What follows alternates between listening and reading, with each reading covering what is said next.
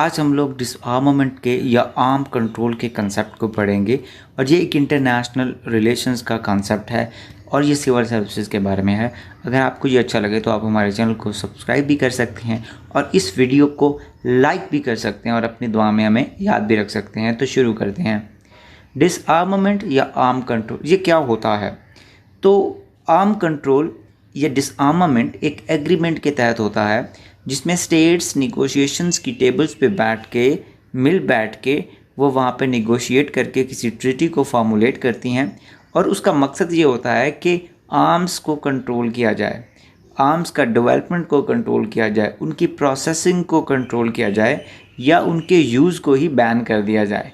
तो ये वाले जो चीज़ है इसको डिसआर्मामेंट या आर्म कंट्रोल कहते हैं, यानी स्टेट्स का मिल बैठ के किसी भी किस्म के वेपन्स की, चाहे वो केमिकल्स हों, चाहे वो बायोलॉजिकल हों या चाहे न्यूक्लियर हों, उनका डेवलपमेंट, प्रोसेसिंग या यूज़ को कंट्रोल करना, दैट इज़ कॉल्ड डिसआर्मामेंट। अब इसका जो पर्पस होता है वो आर्म के यूज़ को बैन करना होता है, यानी भी कोई भी जो आर्म है जो बहुत लीथल साबित हो सकता है वॉर के अंदर वो बहुत ज़्यादा नुकसान कर सकता है, उसके यूजेस को, उसके डेवलपमेंट को लिमिट करना इसका मकसद होता है। माजी में हमने बहुत सारे डिसआर्मामेंट के ट्रीटीज़ देखे जिसमें CTBT comprehensive test ban treaty था। न्यूक्लियर वेपन्स का टेस्ट क्योंकि इन्वायरमेंट को बर्बाद करता था तो हमने CTBT किया। CTBT से पहले हमने PTBT किया, पार्शियल टेस्ट बैन ट्रीटी। हमने पार्शियली बैन किया था न्यूक्लियर वेपन्स के टेस्ट को, न्यूक्लियर वेपन्स की लीथल न्यूक्लियर वेपन्स के टेस्ट को, क्योंकि वो इन्वायरमेंट को बहुत ज़्यादा नुकसान देते थे। फिर हमने NPT किया 1968 के अंदर, जिसके तहत सिर्फ 5 के करीब ताकतें न्यूक्लियर वेपन रख सकती थी। उसमें कौन था? France, Russia, United states of America, great Britain और चाइना, और बाकी कोई भी न्यूक्लियर वेपन को नहीं रख सकता था। उसके बाद साल्ट जो था ये एक एग्रीमेंट था जो कि किया गया था डिसआर्मामेंट का यूनाइटेड स्टेट्स ऑफ अमेरिका और USSR यानी सोवियत यूनियन के दरमियान।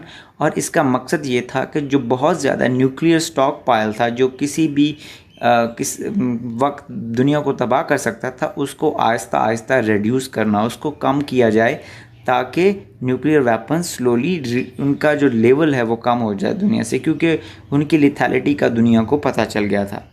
अब NPT क्यों किया गया था? NPT का मकसद ये था कि हॉरिजेंटल स्प्रेड ऑफ आर्म्स को स्टॉप किया जाए, यानी एक कंट्री से दूसरा कंट्री एक्वायर कर लेगा, फिर दूसरे कंट्री से तीसरा एक्वायर कर लेगा। तो इस किस्म के वेपन जो होते हैं वो वेपन ऑफ मास डिस्ट्रक्शन है, तो ये दुनिया को ही तबाह कर सकते हैं। तो इसलिए हमने NPT किया 1968 में, ताकि हम हॉरिजेंटल स्प्रेड ऑफ आर्म को स्टॉप कर सकें। अब पर्पस ऑफ डिसआर्मामेंट क्या है? बेसिकली जो पर्पस होता है डिसआर्मामेंट का वो 2 होते हैं।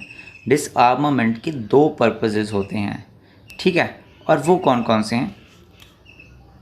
वो पहला तो ये है कि जो लाइक्लीहुड है वॉर का उसको रिड्यूस किया जाए। जाहिर सी बात है, किसी आदमी के पास कोई पिस्तौल होगा तो वो अग्रेशन ज़्यादा करेगा क्योंकि उसके पास वेपन अवेलेबल है।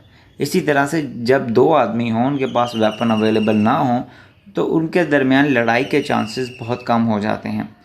तो मकसद ये था कि स्टेट्स के पास अगर कम वेपन्स होंगे तो वो लाइक्लीहुड ऑफ वॉर कम होगा, क्योंकि उनको लगेगा कि वो वॉर करेंगी तो वो जीतने के चांसेस उनके कम है, उनके अंदर कॉन्फिडेंस कम होगा।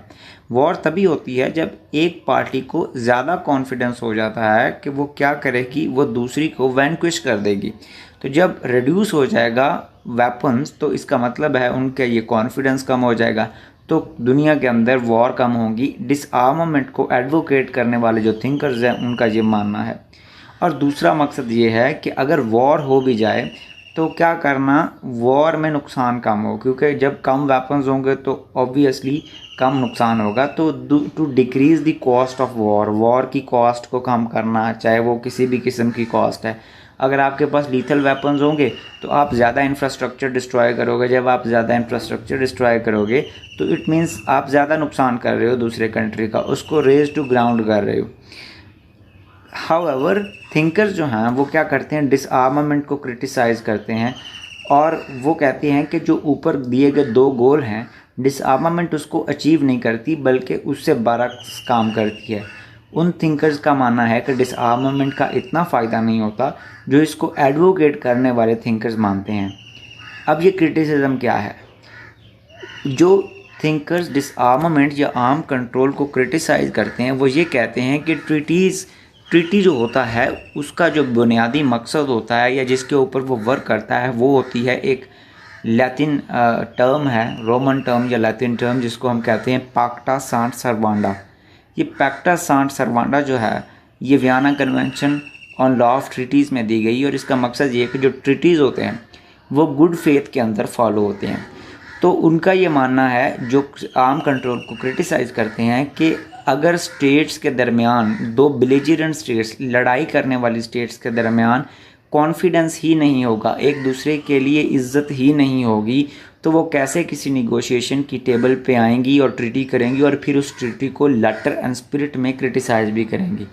तो उनका ये मानना है कि आर्म कंट्रोल जो है उसके ट्रीटीज़ जो हैं उनको लेटर एंड स्पिरिट में हम फॉलो करवा ही नहीं सकते, क्योंकि पार्टीज़ जो होती हैं, जो बेलिजरेंट पार्टीज़ होती हैं, वो अपने इंटरेस्ट को इंटरनेशनल अरीना के अंदर देखती हैं और उनका इंटरेस्ट ये है कि वो ज़्यादा से ज़्यादा आर्म बिल्ड करें, तो वो ट्रीटी को वायलेट करने की कोशिश करेंगी हत्तुल इम्कान। दूसरा उनका कंसेप्ट ये है, दूसरा उनका क्रिटिसिज्म का पॉइंट ये है कि हमने कोल्ड वॉर के दौरान देखा कि जो पीस था, जो अमन था सोवियत यूनियन और यूनाइटेड स्टेट्स ऑफ अमेरिका के दरमियान, वो डेटरेंस से हुआ था। डेटरेंस का मतलब ये है कि अगर एक पार्टी के पास बहुत ज़्यादा वेपन्स हैं तो दूसरी पार्टी भी बहुत ज़्यादा वेपन्स को बनाए, उसी किस्म के वेपन्स को बनाए, ताकि जो पार्टी के पास पहले वेपन्स थे वो दूसरी पार्टी पे हमला ना करे। क्यों हमला ना करे? क्योंकि उसको ये अश्योर हो कि अगर मैं हमला करूँगा तो मैं भी तबाह हो जाऊँगा। तो इस डेटरेंस के कंसेप्ट का मतलब ये है कि आर्म्स जो हैं बाज़-औक़ात पीस को भी क्या करते हैं, प्रमोट करते हैं। तो आर्मामेंट या डिसआर्मामेंट या आर्म कंट्रोल के ऊपर क्रिटिसाइज़ करने वाले थिंकर्स का ये मानना है कि आर्म्स बाज़-औक़ात पीस को भी प्रमोट करते हैं। और ये वाला कंसेप्ट हमने क्या किया है, हमने कोल्ड वॉर के दौरान देखा, जब सोवियत यूनियन और अमेरिका दोनों में आर्म रेस थी और दोनों ने एक दूसरे को अटैक नहीं किया बल्कि निगोशिएशंस की, क्योंकि दोनों को लगता था अगर मैं पहले अटैक करूँगा तो मैं पूरी तरह से मैं भी तबाह हो जाऊँगा, यानी मुझे वॉर का कोई बेनिफिट हासिल नहीं होगा। अब मुझे उम्मीद है कि आपको डिसआर्मामेंट का जो कंसेप्ट है बहुत सिंपल वर्ड्स में समझ आया होगा। अगर आपको ये समझ आया हो तो आप मेरे चैनल को सब्सक्राइब भी कर सकते हैं, इस वीडियो को लाइक भी कर सकते हैं, अपनी दुआ में याद भी रख सकते हैं। अपनी दुआ में याद रखिएगा।